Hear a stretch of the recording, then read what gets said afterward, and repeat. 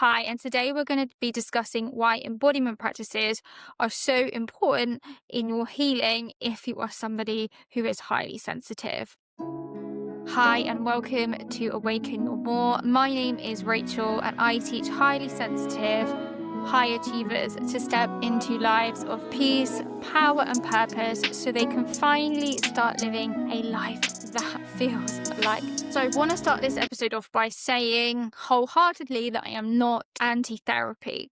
But as somebody who is a highly sensitive person and has done a lot of talk therapy in my life, I really do think that when we do talk therapy in total isolation and we don't include embodiment practices, we really do prevent ourselves of healing ourselves, because so many of us have stayed in these patterns throughout our lives. We've repeated them. We've done all the work. We've got all the journaling. We've done all the self-help books. We've gone to all the therapy, still feel the same. And I think what is important to understand is that we cannot actually get to a place where we feel confident, we feel that we have great self-worth, we feel that we can kind of take those risks in life, especially if we're highly sensitive, unless we feel safety within the body. Because talk therapy alone, although great, bypasses the cues that our body tells us about what is going on. And our body is often the first to speak before the mind or our voice can. And when the body and the mind are out of whack, we aren't gonna get to a place of stability. I wouldn't say that it's great to just work with the mind or it's great to just work with the body. I think that it's about kind of meeting with them both, especially if you're highly sensitive, because we are really active in our upward flowing energy and we do have a really active mind. So it's important to bring ourselves back into the body, but we do also need to shift limiting beliefs. So I want to really go into today's episode and explore what embodiment practices are best for you if you're highly sensitive. And these are ones that I've used on my own healing journey and that I do through my one-to-one coaching with my clients and in my group programs. If you've never heard of this word embodiment practices, you might have heard of the word somatic movement, which also incorporates embodiment practices. And this is feeling into the body, the sensation of the body in full attention. So doing something with full attention to the body and using the body to kind of also express how you're feeling and to regulate the nervous system. So there are lots of different practices that you can do. This is called a bottom-up approach. So we're working with the body first and then the mind follows, rather than traditional modes of therapy and healing, which have kind of thought, I can think my way to feeling safe. So when we talk about embodiment practices, there are some ones that I really enjoy, and I'm going to share them with you today. So probably the most heard of one is sort of breath work. And breath work is a beautiful skill that you can develop, and it doesn't need to be complex. It can literally be sitting with your breath and noticing it in a somatic way. That means really noticing the sensation of the breath within the body, becoming aware of the physical sensations. So some help to regulate and bring you into that state of calm. I'm talking about that state of calm. I'm still talking about activating the parasympathetic branch of the nervous system, which is our rest and digest state. So this is where we want to be when we want to feel calm and we don't want to feel agitated and alert. Often we find ourselves in these fight or flight states because of the natural stresses of modern day living.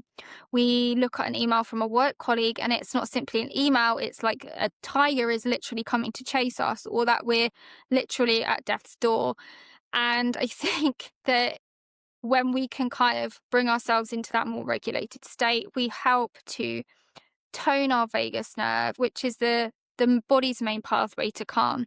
And we help to bring ourselves into a more clear state of being, both mentally and within the body. So breath work can be fantastic for that, but it can also be a great tool if you're somebody who finds that they are in freeze a lot. And that's when we kind of shut down and we isolate and we feel kind of like sluggish. And this is kind of where people who are depressed kind of go as well. And that's a more extreme version of it.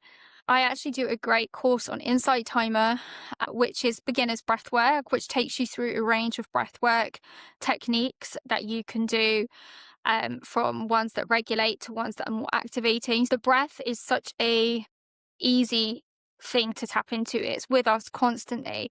So just remembering that you have the power within you to take control of your state really gives you that autonomy over how you show up in the here and now. If you're somebody who is quite anxious, for a lot of highly sensitive people, this can be something that we often find ourselves looping throughout our lives. There's nothing wrong with you.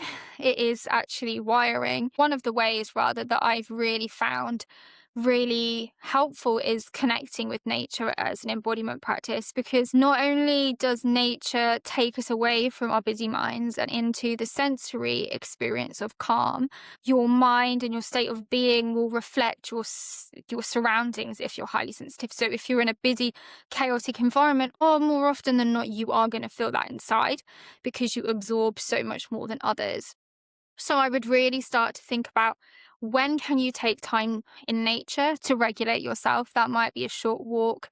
That might simply be visualizing nature if you can't get to it. I know that I did that for a long time when I was living in a busy city, but I also think that nature has a lot to teach us.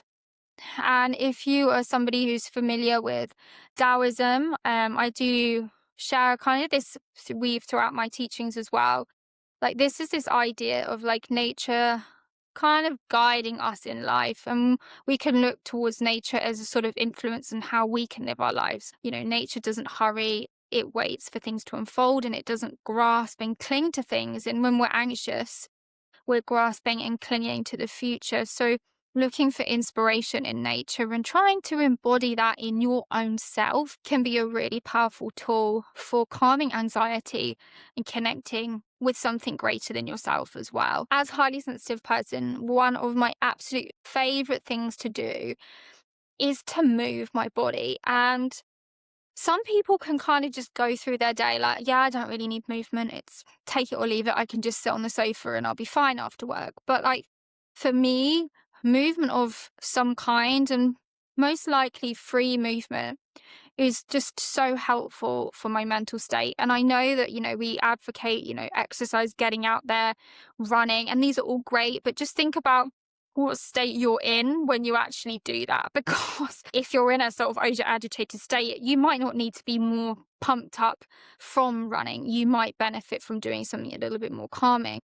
And one of the most fantastic embodiment practices that I actually teach in my one-to-one coaching is something called mindful movement, which is something that Thich Nhat Hanh, a Vietnamese monk who lived in Plum Village, he died a couple of years ago. I think it was like 2022 or 2023.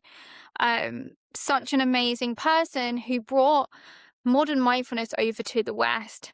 And he did mindful movement. And what this does is this really gets us to synchronize our movement with our breath. And by this, we actually start to notice the things we don't notice. Like, how much do we go through life kind of moving our body, not actually noticing we're moving our body?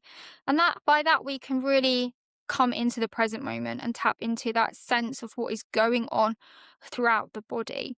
And you can do this through mindful walking as well, which is a beautiful practice that helps shift you from do autopilot when we're walking on our phones, listening to everything, into I'm actually being right now. And these are really simple. There's nothing like groundbreakingly like new about these.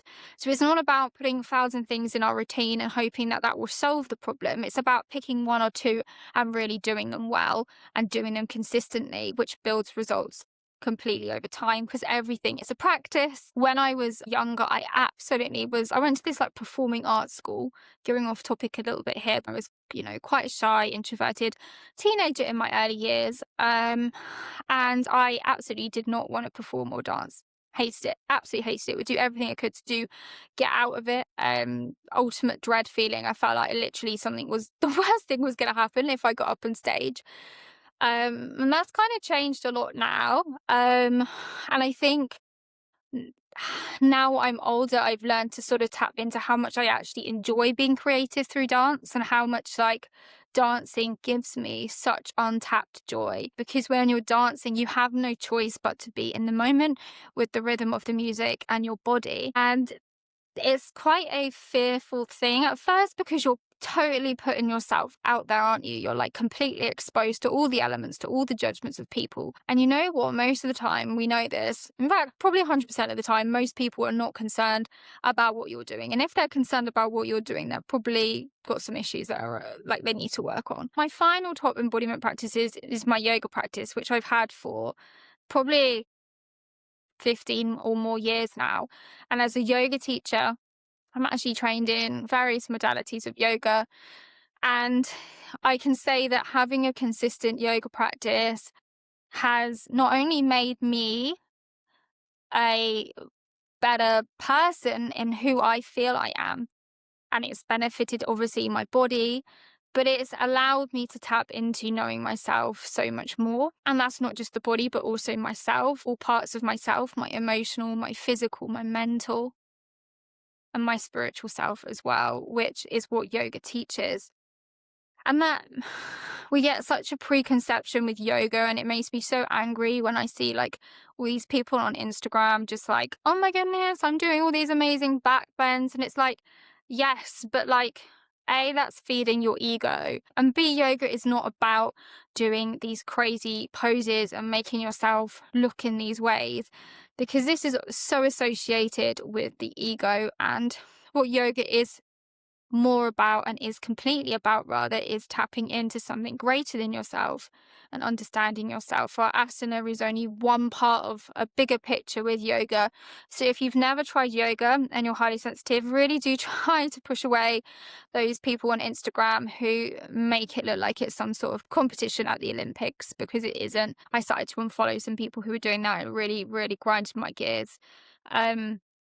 So what I would say is these are my like top embodiment practices that I would really highly recommend using. And just remember that talk therapy definitely has a place, but also does this does as well. And just because it seems simple, doesn't seem complicated, doesn't mean it doesn't work. Remembering that often the simple things in life are the most effective. So if you enjoyed this video, please feel free to comment underneath. Let me know how it was for you. And also, please do connect with me on Insight Timer if you do want to have any of my guided audios and meditations and yoga practices. Some of them are indeed free. I hope to see you next time. Namaste.